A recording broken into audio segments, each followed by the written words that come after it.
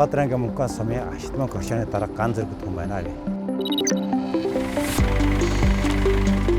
Энэ жид одоо мачтаас авсан түгээд болох онныхоо ноосыг тогтмол ирүүлдэг хамбургад ноос угаах үйлдэл одоо ингээд уулахаар ирээд байгаа юм. Энэ одоо манай зүүн аймагуудын ноос одоо анхан шатан дээр бидээс нэ ангилан ялгаагүй одоо энэ ноосод байгаа байхгүй хард цагаан одоо ингээд юутэйгээ таартаагаас авлаад гадаадаа ирж байгаа. А манайх бол ерөнхийдөө бол пресэлж ирж байгаа байхгүй.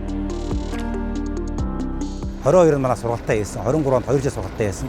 Үүний үр нөлөөнд мачид ерөнхийдөө захиргааны ачаар хайлт бидээс үрдүн илүү авах юм байна, хурдан авах юм байна, үр ашгаа дээшлүүлэх юм байна те. А буцаагаад нөгөө нэг хоньныхоо ноосыг цаг хугацаанд авчих юм байна, дараа нь угаалгад туганд орчих юм байна гэснийг бол одоо илүү төлхөө мэдэрч ойлгож ирснээр бол их даваа талтай болсон. Ерөнхийдөө зөвхөн хоньны ноосонд жишээ татахтал байна. Энэ захиргааны ачаанд даваа талаар бол 1000 оньтой хүмбэл за тооноос авах нэ. Ингээр чинь одоо 700 сая төгрөг.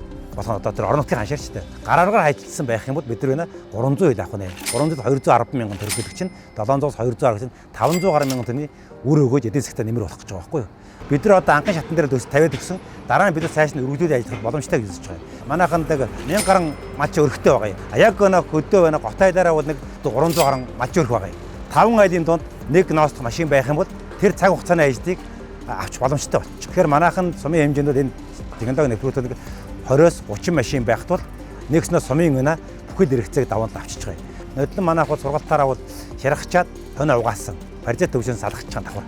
Тэгэхээр манай мачтууд ерөнхийдөө энэ захиргааны машиныг бол бидэс хэрэглэе авъя гэдэг хүсэл нь бол ирмэн хүсэлтэй болсон байгаа үгс. Энийг бидээс цааш нь яаж өргөжүүлэх гэвэл сумын засаг захиргаадаа хандаад мачиг санал хүсэлтэй танаас гаргаад ирэх юм бол 5 айл нэгдээд ойрцоо гаал нэгдээд ийм хүсэлт гараад бидээс тэр болцоог нь хангах арга хэмжээ авч өгөөл гэж саяны 8 сар удаа яригдсан.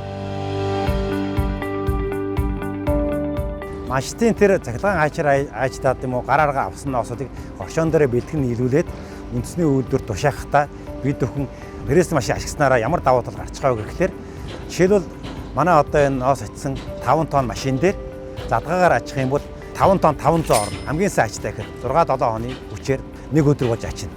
Прессийн давуу тал болонгот 160 пресс буюу 10 тонн ач боломжтой болж ирж байгаа. Тэвийн зардлыг 2 дахин бууруулж байна гэсэн үг байхгүй гэсэн. Хүн хүчний зардлыг бас 2 дахин бууруулж байна. Пресс ихтэй дамын гол нь ангилаад ялгаад пресс чадах юм бол бид нар нэмэн өртөө шингээр хэлдэг шиг бас нэг нэмж зарж мачтайгаа одоо ашиг орлого нэмэгдүүлэх боломжууд байгаа гэсэн үг байхгүй юу?